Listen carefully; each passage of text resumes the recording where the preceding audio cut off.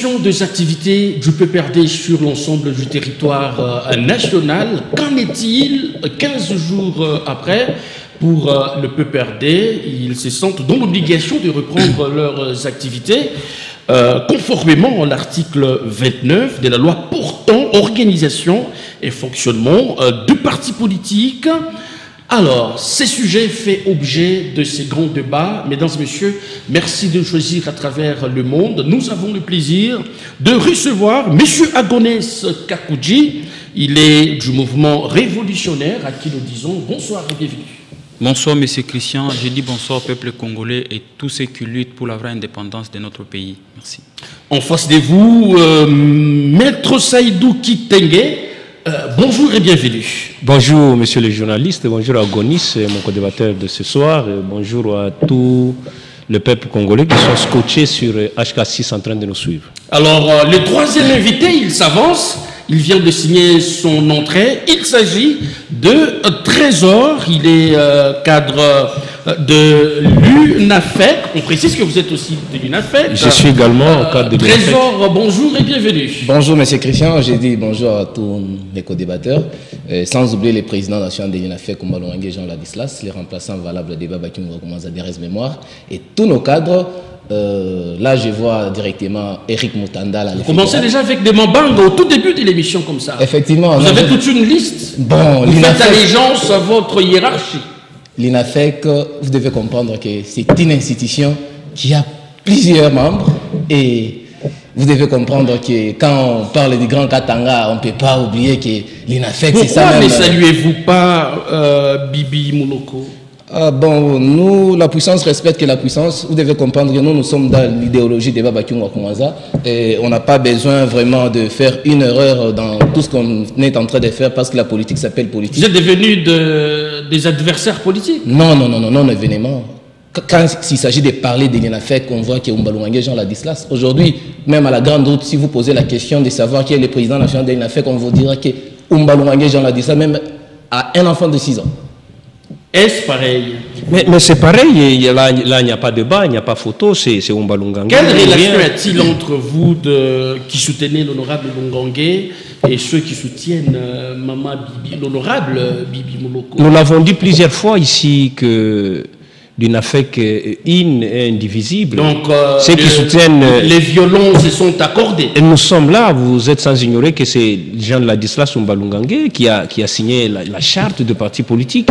Et aujourd'hui, partout, c'est lui qu'on parle. Et regardez des démissions qu'il y a à Kolwezi.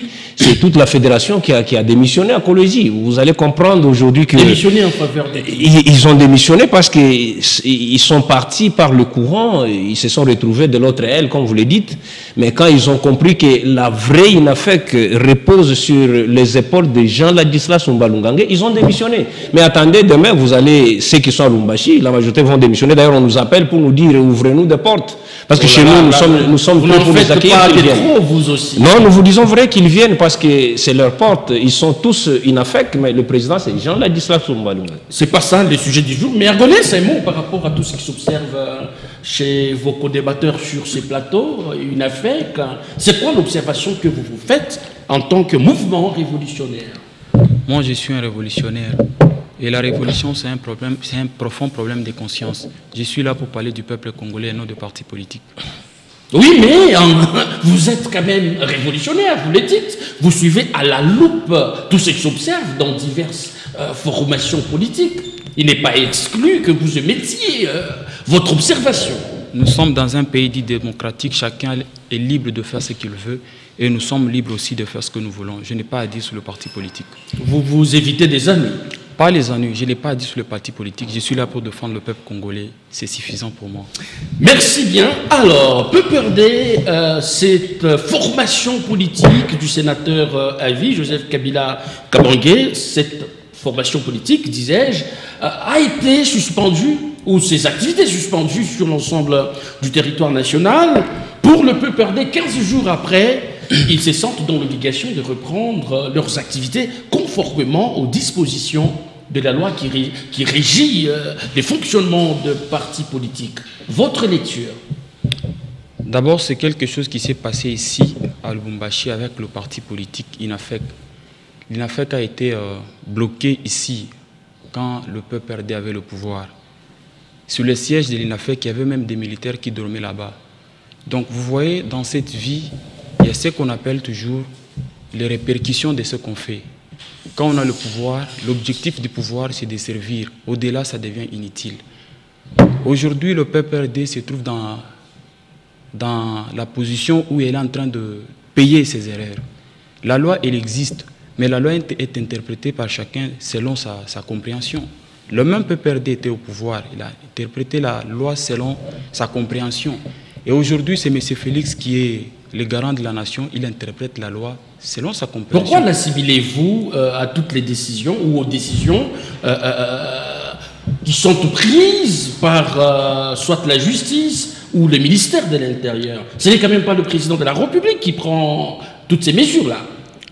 Vous savez, nous sommes dans un pays où un ministre peut influencer la justice. Nous sommes dans un pays où le président peut influencer la justice.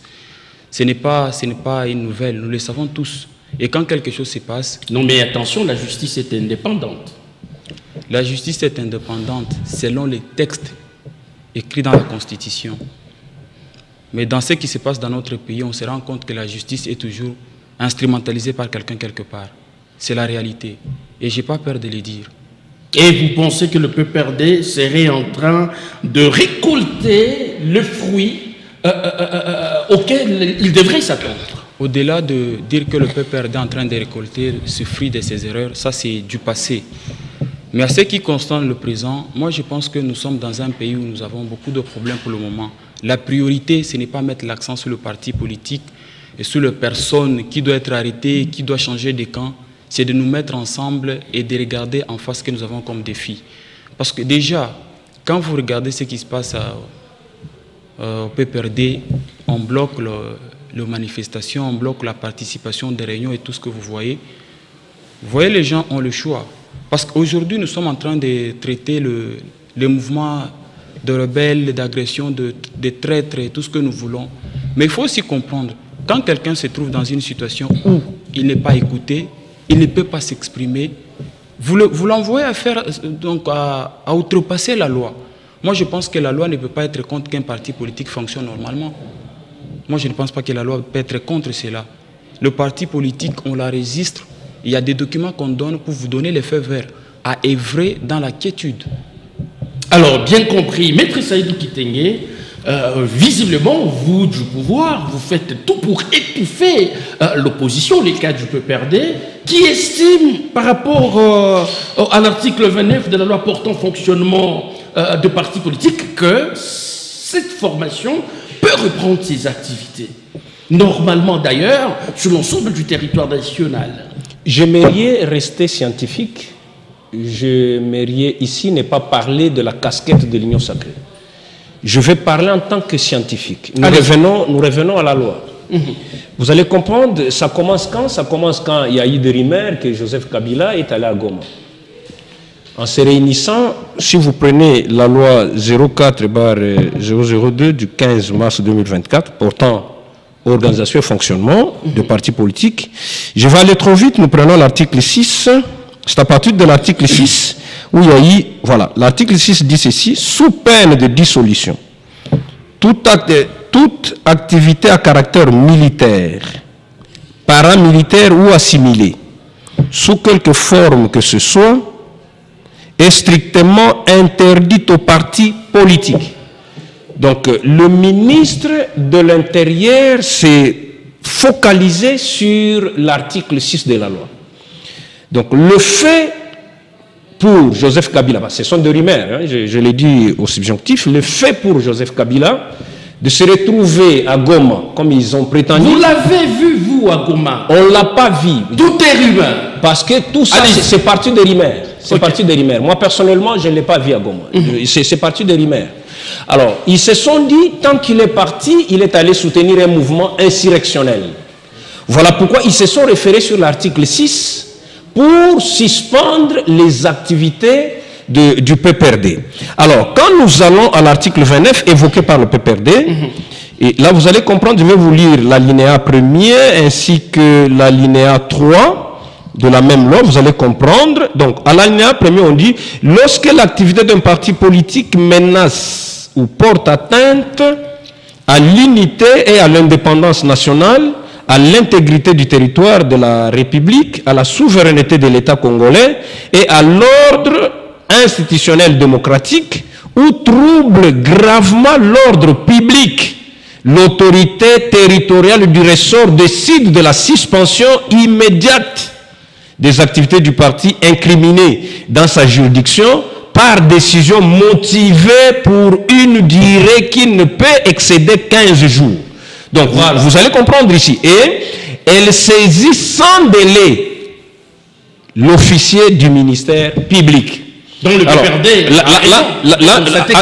à ce niveau, les activités peuvent... À ce niveau, le PPRD est dans ses droits. Parce qu'après 15 jours, le PPRD aujourd'hui, je finis par l'alinéa 3 pour bien comprendre, à l'expiration du délai fixé à l'alinéa premier, la suspension est levée d'office, à moins que le juge saisi de fait incriminé n'en décide autrement. Vous comprenez? Alors, or, à ce niveau, le juge n'avait pas été saisi.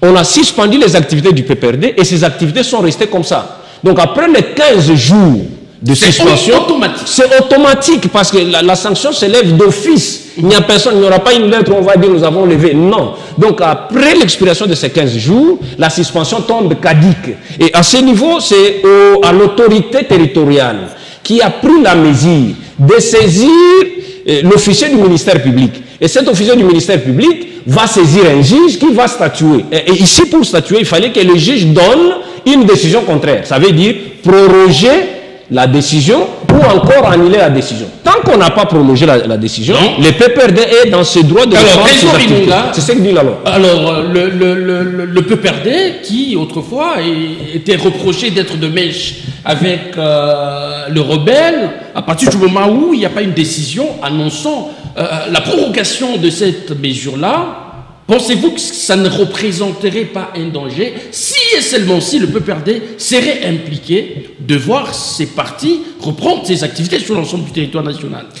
Merci beaucoup, M. Christian. Vous devez comprendre une chose. Aujourd'hui, nous sommes des Congolais. Notre dénominateur commun, c'est le Congo. Le PPRD a été suspendu par rapport à la coïncidence et par rapport aux accusations par les biais de rebelles qui nous menacent en tant que des Congolais. Parce que chaque Congolais est libre de vivre en paix dans son pays. Le seul pays où un Congolais peut vivre sans formalité, c'est le Congo. Alors, quand on a annoncé l'arrivée du président à l'intérim, le président honoraire plutôt, Joseph Kabila à l'est de la République, et cela a bouleversé les Congolais. Parce que comment un ancien président peut faire son retour dans la zone occupée par les rebelles? Les mesures qui ont été prises étaient sur base de cette rumeur annonçant son arrivée à Goma. Effectivement. Et vous trouvez ça rationnel de prendre des décisions très profondes sur base d'une rumeur? Et aussi, vous devez comprendre une chose, il n'y a jamais de fumée sans feu. Et aujourd'hui, depuis que notre pays a été agressé, les PPRD, c'est parmi les partis des masses qui peuvent soutenir l'Est de la République. On a y avoir des partis politiques organiser des marches pour soutenir nos frères de l'Est. Quelle est la politique que le PPRD a mise en place pour soutenir ses frères de l'Est? Donc pour vous, quand un parti n'organise pas de marche, devient suspect? Ce n'est pas ça. Moi, je n'ai pas dit ça. Alors que vous le jouez ici? Je vous ai dit ceci. Tout ce qui se passe à l'Est, notre appui en tant que des Congolais doit se montrer. Et depuis que la guerre a commencé à l'Est, le PPRD n'était pas impliqué à soutenir nos frères de l'Est. Et bizarrement, il y a eu des rumeurs que le président du PPRD devait faire son... Jusque-là, il n'y a pas de preuves. Hein? Vous spéculez. Ce n'est pas pour rien on appelle ça rumeur. Oui, mais sur base d'une rumeur, on prend des décisions. Et les décisions étaient prises par rapport à leur... On peut dire leur position. Parce que jusque-là, le PPRD n'a pas de position. Est-ce qu'il y a des dispositions légales qui stipulent qu'on peut partir d'une rumeur et prendre des sanctions aussi graves que ce soit? Mais on nous a appris ça par PPRD. Il y a combien de partis politiques jadis a été suspendu par les rumeurs? C'est-à-dire c'est quelque chose qui a été sémé. C'est une jurisprudence pour vous. Ça n'existe pas dans la loi. Dites que la loi... Nous avons un maître ici sur le plateau qui peut nous expliquer ce que nous ne comprenons pas sur la loi. Parce que quand vous dites que le gouvernement ou bien la justice a pris la décision sur base des rumeurs, ça c'est vraiment très bas. Pourquoi? Parce qu'un pays est censé avoir maîtrisé toutes les informations dans son territoire. C'est-à-dire, il y a les services des renseignements. Nous avons tout ce qu'il faut pour avoir les informations à temps réel. Et le ministre ne peut pas s'hasarder à prendre une décision sur base des rumeurs. Parce que déjà, le faux bruit, c'est une infraction. Ça, c'est le faux bruit. Quand vous accusez quelqu'un sans preuve, et puis vous prenez des décisions qui pèsent sur lui et sur son parti politique, ça devient très grave. Où est la justice maintenant?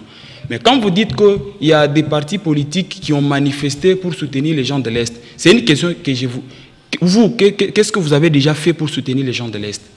Vous savez, le soutien est de multiples formes. Il y a ceux qui manifestent, il y a ceux qui contribuent, il y a ceux qui prient, il y a différentes formes de participation. Donc il y a eu toute une ribambelle de soutien. Voilà. Parce qu'ici, dans notre pays, il y a un parti politique qui s'est levé pour dire que non, l'ambassadeur rwandais doit quitter le pays. Ils ont été frappés. C'était le parti de Martin Fayoul, les CID. Comment est-ce que vous allez justifier ça ici? Donc il ne faut pas dire que le PPRD est dans l'obligation de faire des marches pour soutenir les gens de l'Est. Ils ne sont pas obligés de faire des marches. Ils peuvent faire un discours, ils peuvent faire tout ce qu'ils font, ils peuvent faire tout ce qu'ils veulent, mais ça ne dépend pas de ce que vous voulez. Parce que le pays n'est pas entre les mains de PPRD. C'est le pays entre les mains de l'IDPS. C'est l'IDPS qui gère le pays avec l'IDPS est en accord avec le gouvernement de l'Union sacrée. Voilà, l'Union sacrée. Donc c'est dans l'Union sacrée de trouver les solutions pour gérer ce qui se passe à l'Est. Vous avez le pouvoir, vous avez l'armée, vous avez tout, mais vous demandez à un civil d'aller faire des marches. C'est absurde. Donc donner des raisons convaincantes, nous sommes, comme papa l'a dit, nous sommes en train de faire un débat scientifique et pédagogique, donner des preuves, parler sur base de preuves. Il ne faut pas parler sur base de preuves. Vous avez déniché de preuves. Mais quand il s'agit de soutenir nos frères de l'Est, même si vous rédigez un discours, marche, le soutien peut venir d'une manière à une autre. On ne peut pas dire que parce que vous aimeriez voir les gens du PPRD marcher. Quand il s'agit de questions nationales, il ne s'agit pas de partis politiques. Ce qui se passe aujourd'hui à l'Est, ça n'a rien à voir avec les partis politiques. C'est un problème des Congolais. Quand il s'agit de questions nationales, tous nos ethnies tribales tombent, tous nos partis politiques tombent. On parle État-nation. Aujourd'hui, il y a de nos frères qui meurent à l'Est. Il y a des Normands qui sont gelés là-bas. Ils sont de l'IDPS, ils sont des PPRD, ils sont de l'INAFEC. Quand il s'agit de questions nationales, on ne voit pas de parti politique. Mais vous avez l'armée, il a dit, vous avez le moyen. Mais l'armée, elle est congolaise. S'il vous plaît, vous avez tout ce qu'il vous faut. Mais quand il s'agit de soutenir, on ne peut pas dire, parce que nous sommes de l'opposition, on ne peut pas mettre notre contribution. Non. Pourquoi vous attendez la contribution de ceux qui ne sont pas forcément au pouvoir? Ils sont congolais. C'est quelque chose de congolais. Ils sont congolais. Et ça vous intrigue. Effectivement. Vous finirez par parler en langue. Soyez tranquille. Parce que, vous savez, le président Kabila, c'est un citoyen congolais. Il est libre de faire ce qu'il veut. Moi, je ne suis pas du PPRD. Je suis contre la politique du PPRD. Mais simplement, je suis en train de parler selon la logique. Il n'est pas dans l'obligation de faire de manifestations. Parce que tout le monde qui soutient ce qui se passe à l'Est n'a pas manifesté. Parce que c'est un problème congolais, c'est un problème des Congolais. Parce que cette guerre, c'est un problème ce n'est même pas un problème civique, c'est un problème humain. Parce qu'il faut compatir. Mais quand vous condamnez ceux qui n'ont pas le pouvoir, mais vous avez des gens qui ont le pouvoir, qui peuvent régler ça, qui sont assis. Le président Félix était ici pour inaugurer un hôpital, alors qu'à l'Est, il y a la guerre. Qu'est-ce que vous dites de cela? Ça ne vous dit rien. C'est Kabila que vous voyez pour parler de lui ici. Ça n'a pas de sens. Alors, maître, nous allons revenir à vous. Maître Saïdou Kitenge, honnêtement, après les 15 premiers jours de suspension du PPRD, qu'est-ce qui a été fait en guise de dénicher des preuves ou le réunir pour incriminer cette formation? Qu'est-ce qui a été trouvé de suspect, de dangereux? Personnellement, ce ne serait qu'une répression politique. Personnellement, je venais de vous dire ici que cette décision était une décision unilatérale. c'est une décision unilatérale, purement politique. Parce que si vous reconnaissez. Mais je dois vous le dire clairement. Je vous ai dit, ici, je reste scientifique. C'est une leçon purement, c'est une émission purement pédagogique. Vous allez comprendre, l'article 6 énumère le fait qu'il faut reprocher à un parti politique. Est-ce qu'à ce niveau, le PPRD a organisé les activités militaires? Est-ce que le PPRD a organisé les activités paramilitaires pour qu'on arrive à prendre une décision? Alors, si cela est du fait du chef du parti, l'article 30 définit. Alors, si nous prenons l'article 30 de la même loi, tout dirigeant du parti politique qui viole les dispositions de l'article 6, est-ce que vous comprenez? De l'article 6 de la présente loi est puni de peine prévue par la loi. De manière isolée. Là, nous parlons d'une infraction, parce que l'infraction est individuelle. Donc, le PPRD pouvait être sanctionné que quand ils ont organisé des activités militaires. Ça, c'est un. De deux, selon la loi, ils pouvaient faire des activités paramilitaires. Troisièmement, il fallait que le PPRD trouble l'ordre public. Est-ce que vous comprenez? Ce qui n'a pas été observé. Ici, nous parlons de Joseph Kabila qu'on a prétendu voir à Goma. Là, c'est individuel. Mais les sanctions pouvaient tomber sur Joseph Kabila, pas sur son organisation politique. Là, c'est selon la rationalité. Là, je vous parle du droit. Vous savez, nous sommes dans un pays du droit où nos textes, nos lois doivent être respectées. Vous comprenez? Donc, on ne peut pas prendre des décisions sentimentales. Nous ne pouvons pas prendre des décisions par émotion pour satisfaire des ambitions politiques. La décision qui a été prise sur le PPRD est une décision unilatérale. Voilà pourquoi, après cette suspension de 15 jours, le PPRD doit reprendre ses fonctions. Parce que c'est ce que dit la loi. Parce qu'on ne sait pas ici démontrer noir sur blanc que voilà, le PPRD a organisé les activités militaires, le PPRD a organisé les activités paramilitaires, parce que jusqu'à présent, on ne nous a pas montré où le PPRD s'entraîne. De répression politique. Pour quelle finalité faudra-t-il étouffer le PPRD et tant d'autres formations de l'opposition? Moi je venais ici de vous dire que si ça dépendait, si réellement on a respecté la loi, les sanctions pouvaient être sur la tête de Joseph Kabila. Si réellement il était à Goma, si réellement il a participé dans ces insurrections.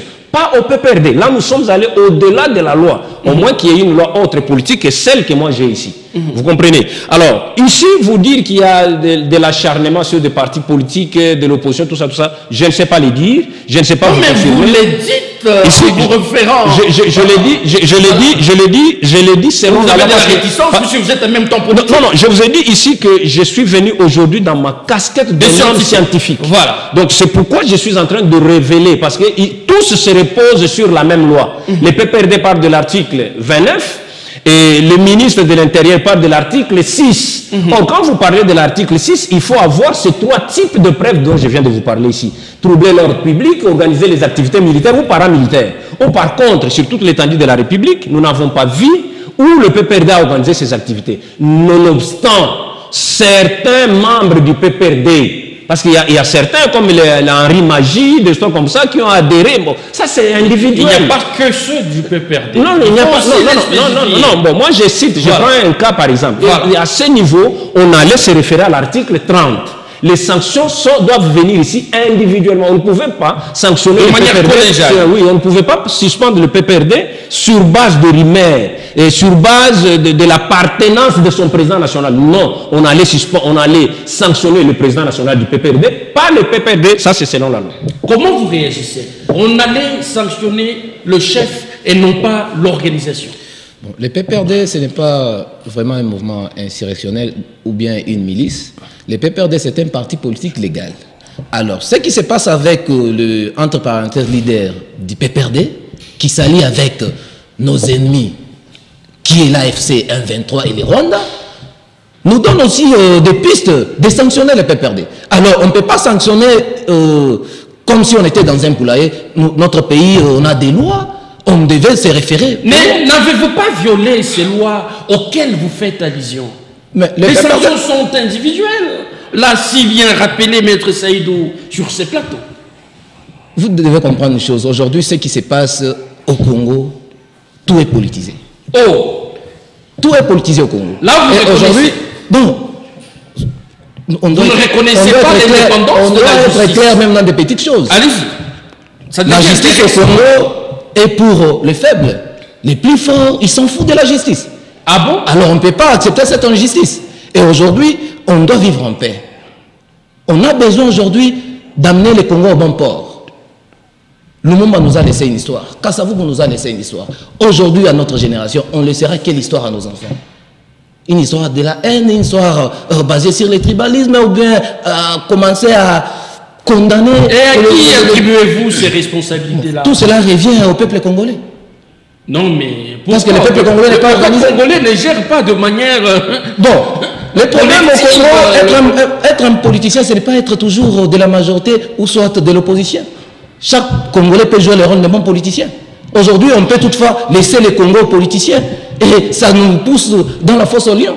Mais si aujourd'hui un Congolais s'élève à défendre son pays, et le Congo va aller de l'avant. Alors, Agonès Kakouji, si et seulement si Joseph Kabila était de mèche avec le M23, aujourd'hui il y a des pourparlers de paix, de marche pour voir comment obtenir la paix dans la partie est de la République démocratique du Congo. Ne voyez-vous pas que, indirectement, Joseph serait en train de prendre part à ces processus de paix? Si et seulement s'il est assimilé au M23, or le M23 et le gouvernement congolais sont en train de trouver de pistes de solutions. Pourquoi il devrait faire objet de poursuites alors que le M23 et les gouvernements sont autour d'une même table?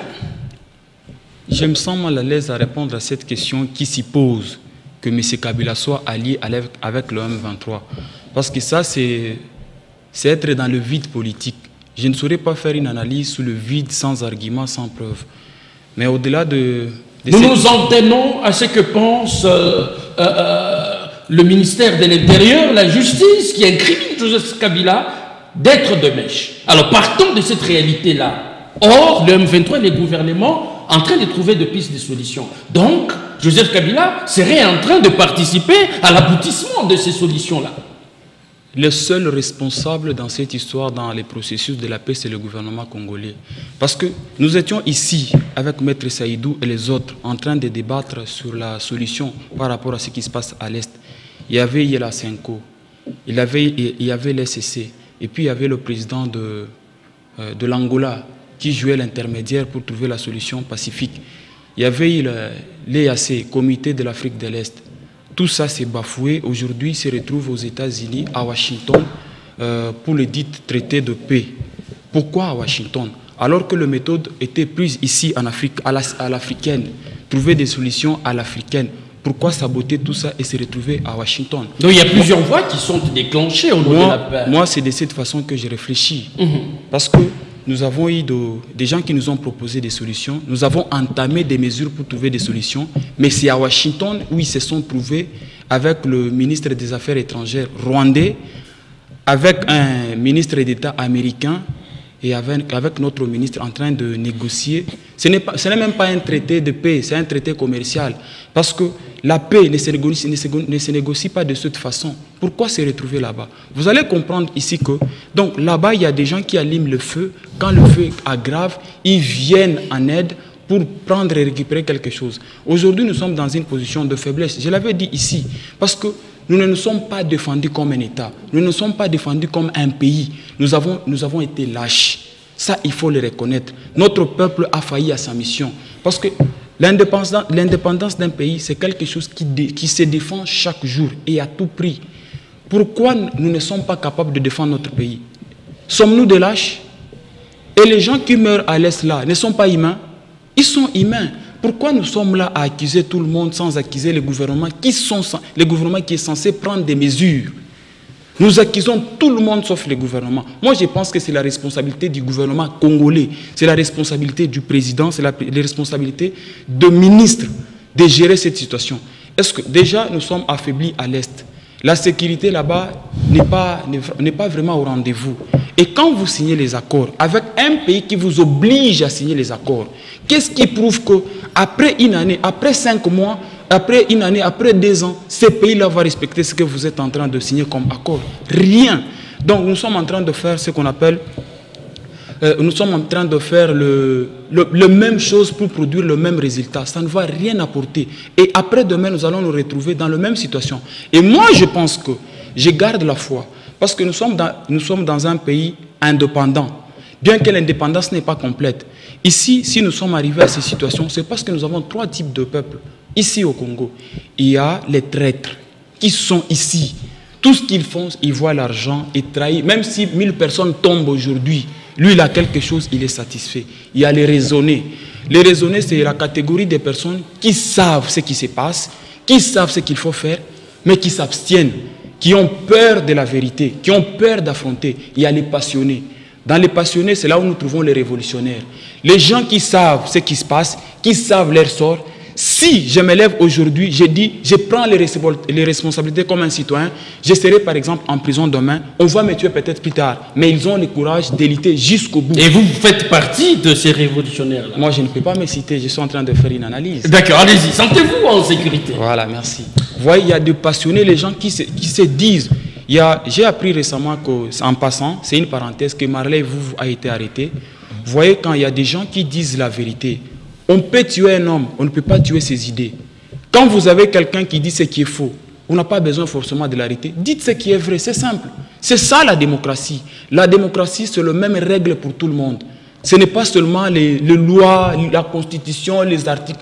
La démocratie, c'est la même loi pour tout le monde. Merci. Alors, l'égalité pour tous. C'est ça. Alors, Maître Saïdou Kitenge, la question que je posais tout de suite à Gonès Kakoudji, si et seulement si Joseph Kabila est de mèche avec le M23, or le M23 est en train de négocier avec le gouvernement congolais, pourquoi constituer un dossier contre Joseph Kabila alors que le M23 et le gouvernement seraient en train, voilà, de trouver des pistes de solutions au nom de la paix? Si seulement si, je prends vos mots. Jusque-là, il n'y a pas de preuve. C'est une supposition. Il n'y a pas de preuve.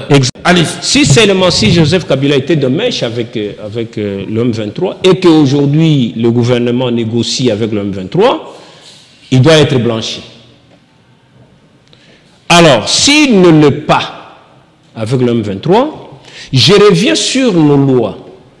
Joseph Kabila est un ancien président de la République que nous devons respecter et son statut est protégé par la loi. En attendant, il y a une demande de la levée de ses humilités. Écoutez, j'y arrive, hein, j'y arrive. Donc, son statut doit être très bien respecté parce que c'est un ancien président. Vous savez, la maladie que nous avons en République, c'est une première fois que nous avons l'alternance politique. Nous avons un ancien président en vie. Vous comprenez? Aujourd'hui, nous pouvons tout dire sur notre ancien président, mais demain, celui que nous soutenons sera également ancien président. Ceux qui viendront diront de même. Ce n'est pas... un pays ne doit pas fonctionner comme ça. C'est vrai, solliciter la levée d'immunité, parce que j'ai suivi le réquisitoire du ministère public, parce que là, on ne tient pas compte, on ne parle pas de son statut du président de la République. On veut le sortir de ses statuts, mais plutôt on veut parler ici d'un sénateur. Sénateur à vie. Attention. Maintenant, quand on parle d'un sénateur à vie, pour devenir un sénateur à vie, il faut être un ancien président de la République. Est-ce que vous comprenez comment l'interprétation de loi?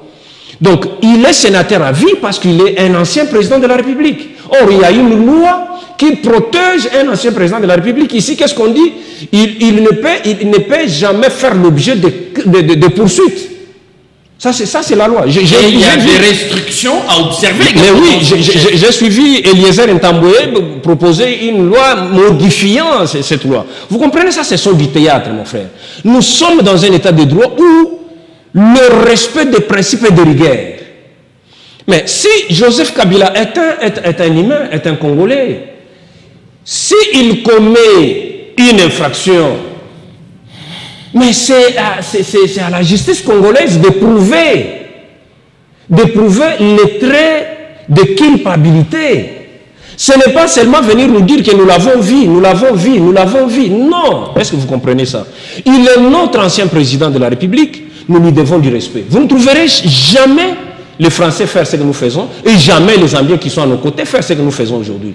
Donc vous devez comprendre ici, faire des poursuites, c'est vrai. Bon, ils ont sollicité, vous avez suivi la réponse du président du Sénat. Il a dit, nous allons examiner cette requête selon nos lois. Mais quand il dit ça, il n'a pas péché. Ici, vous comprenez maintenant ce qui s'est dit dans les partis politiques par rapport au risque qu'il prendrait de livrer l'ancien président de la République à la justice. Il ne faut pas dire ça. Moi, je pense que celui-là, il cherche à respecter la loi. Que dit la loi? C'est la chambre des sages. Tous nos sages de la République se retrouvent dans cette chambre. Ils ne peuvent pas prendre une décision parce qu'il faut prendre. Non. Moi, je pense sa réponse vaut la meilleure par rapport à ce que les autres attendent. Parce que il doit certainement examiner ces cas selon nos lois. Joseph est un ancien président de la République. Que dit cette loi? Il n'est pas seulement sénateur à vie. Et s'il est sénateur à vie, si on veut lever les immunités, est-ce que la loi parle du sénateur à vie? Et surtout que c'est une première. Et voilà. Alors, est-ce que vous savez nous dissocier Joseph Kabila de l'ancien président de la République pour qu'il soit traqué en tant que sénateur à vie? Monsieur Christian, vous devez comprendre une chose. Aujourd'hui, nous les Congolais, on a un problème. C'est le système. Parce que depuis 1960 jusqu'à aujourd'hui, les Congolais n'arrivent pas à décoller. Le président Joseph Kabila, il est protégé par rapport à nos lois. Le président honoraire. Le président honoraire plutôt, il est protégé par rapport à nos lois. Nous sommes un pays des droits, un pays des lois, un pays qui est indépendant.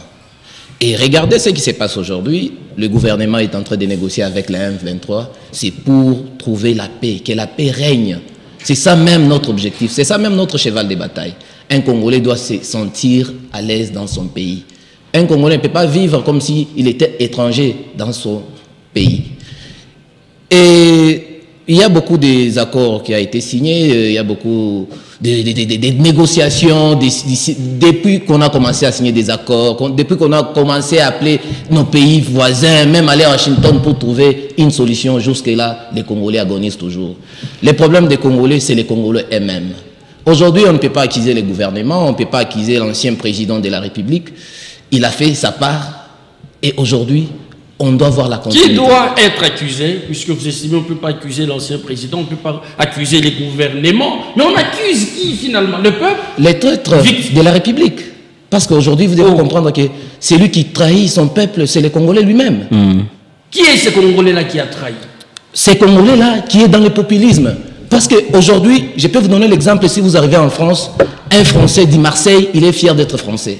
Un Français de Lyon, si vous lui posez la question, il est français. Mais aujourd'hui, dans notre pays, une fois au pouvoir, si tu étais un Moussouaïli, tu es vraiment acclamé par les Baswahili. Les autres ne comptent plus. Si tu es un Katangé, c'est seulement les Katangés qui vont t'accompagner. C'est ça qui tue le Congo. Si aujourd'hui, on arrivait à se sentir congolais partout où on s'est retrouvé, on ne pouvait pas avoir la guerre à l'Est. Parce qu'aujourd'hui, tous ces Congolais qui meurent à l'Est, ils sont Congolais. Ils ne sont pas lâches de plus que les Congolais du centre.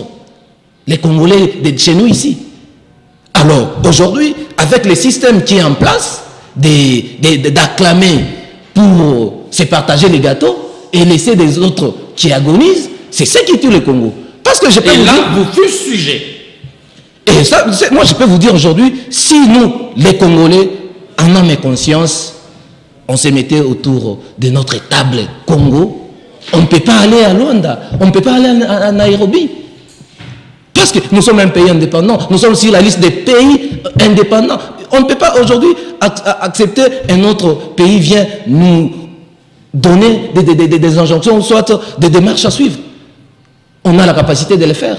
Mais pourquoi on n'arrive pas à les faire? C'est parce qu'il y a des traîtres autour des Congolais. Alors, bien compris. Agonis Kakouji, revenons sur les accords attendus entre le Rwanda et la République démocratique du Congo. Il y a déjà des voix qui s'élèvent, estimant que ce serait brader le minerai de la République démocratique du Congo, la congestion de parcs. Est-ce que c'est la même impression que vous avez par rapport au contenu des accords qui seront signés incessamment entre le Rwanda et la République démocratique du Congo? Ici, sur le plateau, j'avais dit que M. Nanga, c'est un Congolais, il faut l'approcher, l'écouter et voir ce qu'il faut faire ensuite.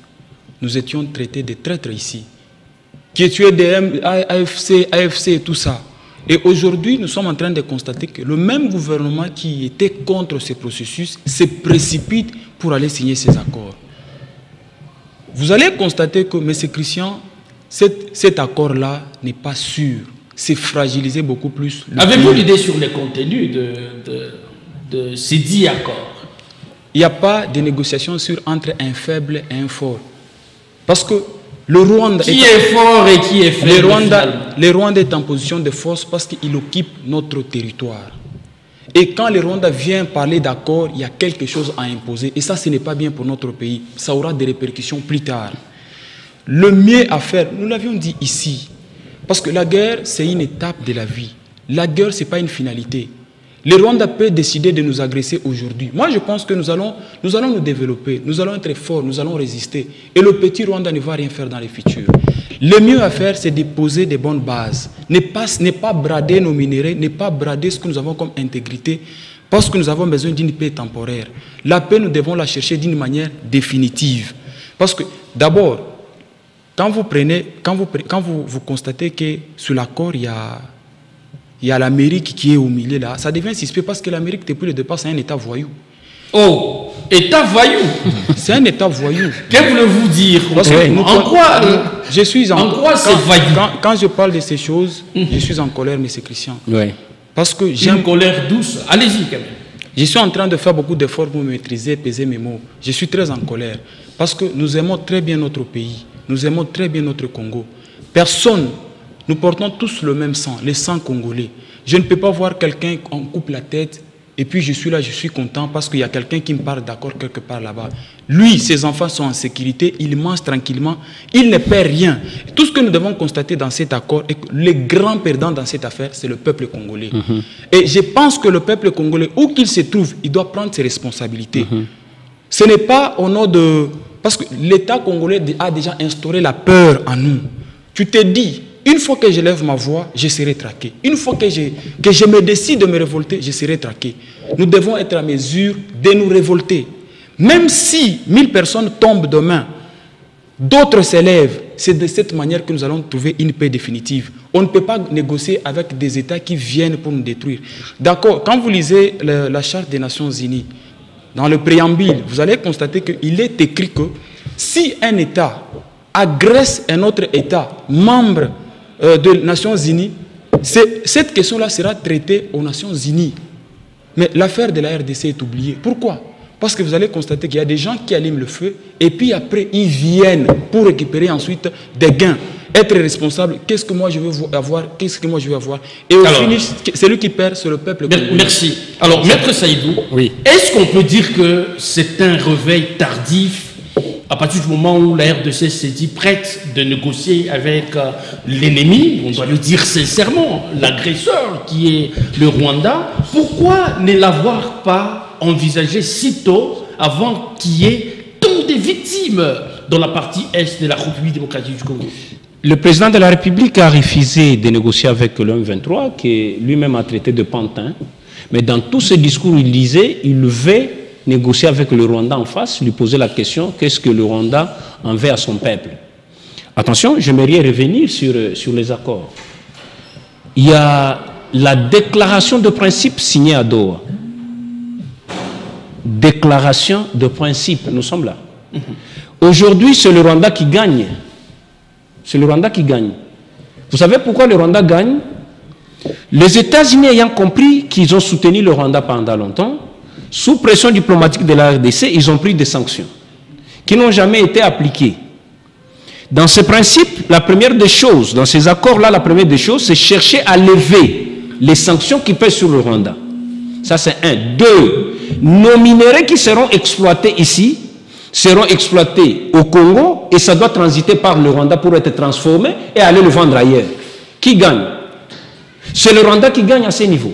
Vous allez comprendre, c'est un État qui nous agresse, mais c'est celui-là qu'on ouvre une porte de bénéfice. Mais au nom de la paix, dit-on. Écoutez. Au nom de la paix. Écoutez, au nom de la paix, c'est vrai. Mais quelle paix? Parce que demain ou après-demain, si ces accords-là ne sont pas respectés, nous allons retomber sur la même chose. Mon co-débatteur, M. Adonis, venait de le dire ici. Pourquoi la charte de l'ONU n'est pas respectée à ce niveau? C'est parce que tous les Occidentaux soutiennent le Rwanda. Soutiennent le Rwanda. Voilà pourquoi nous sommes allés à la table de négociation pour signer ces principes, ces déclarations de principe. Les déclarations de principe. Pourquoi le signer si celle-ci, c'est-à-dire déclaration nous sommes dans un état de faiblesse. M. Adonis venait de le dire ici que c'est le Rwanda qui est dans la position de force. Il est sur notre terre, c'est le Rwanda qui nous agresse. Et là, c'est le Rwanda qui doit nous imposer ce que nous devons signer, concomitamment avec les États-Unis. Et qu'est-ce qui doit être fait? Ce qui doit être peut-être la route à cette démarche. Ce qui doit être fait aujourd'hui. Les accords sont déjà signés. Tout ça, nous allons dire ici, c'est prêcher dans le désert. Les accords sont... Oui, mais je vous dis, parce qu'ils doivent signer ces accords. Mais signer les accords, oui, mais c'est chercher à respecter ces accords. Mais je sais, on peut les signer aujourd'hui, demain, après-demain. Comme il a dit, nous avons la foi. Ces grands Congo, ces grands léopards, nous sommes dans la position de faiblesse. Alors, n'accordez-vous pas non plus la chance à ces accords RDC-Rwanda? La RDC serait-elle dans une position de faiblesse? Est-ce que le pays était dans l'obligation de signer ces accords-là? Et qui, du reste méconnu du grand public. La politique des accords nous a amené aujourd'hui la guerre. Et pourquoi pas tomber avec l'arme à la main pour gagner la paix éternelle? Parce qu'aujourd'hui, la politique qui est en place au Congo, c'est la politique des accords. La politique des négociations pour des intérêts privés. Oh, des intérêts privés. Mais il ne faut pas oublier que vous êtes dans l'Union sacrée, vous êtes dans ce gouvernement. Moi, je parle à l'intérêt général. Vous semblez vous exclure de la gestion du pays. Non, donc vous tirez sur votre propre gestion. La guerre qui est à l'Est, là il parle en tant que scientifique. La guerre qui est à l'Est, scientifique qui est dans l'Union sacrée. Laissez-lui parler. Vous pensez que... Attention, il y a des scientifiques de l'Union sacrée. Oui, c'est une question de l'État. Laissez-lui parler en tant que Congolais. Vous les protégez. Il doit aussi s'assumer comme membre de l'Union sacrée. Vous les laissez parler en tant que Congolais. Il doit s'assumer. Il ne faut pas qu'il Nous sommes ici pour défendre les intérêts du Congo. Oui. Et quand il s'agit de questions nationales, le parti politique tombe.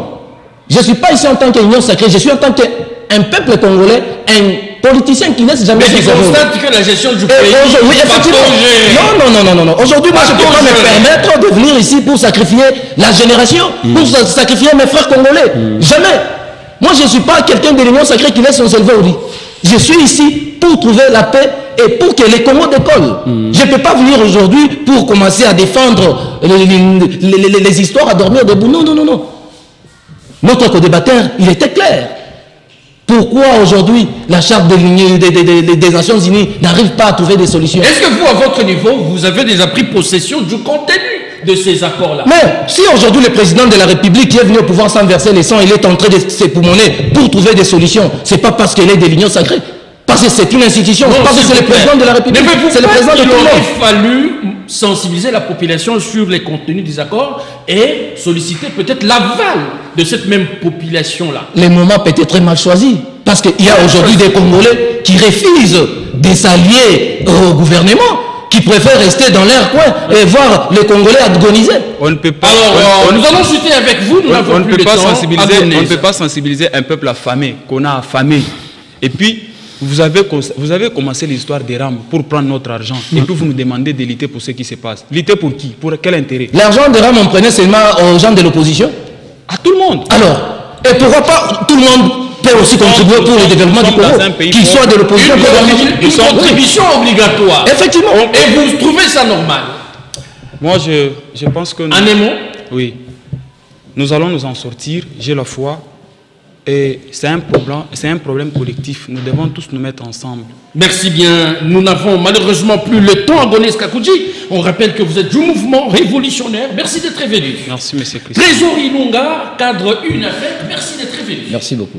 Saïdou Kitenge, UNAFEC également, merci à vous. Merci, monsieur le journaliste. Laissez-moi saluer Papa Tivoadimouko Alukusa Chamboui qui me suit à la maison. Également dire un coucou à mon président national parce qu'il n'y a pas deux, c'est Jean-Ladislas Oumba Lungange. Merci à vous qui nous avez suivis à travers le monde. Nous vous retrouvons très prochainement avec la même détermination. D'ici là, portez-vous bien et à très vite.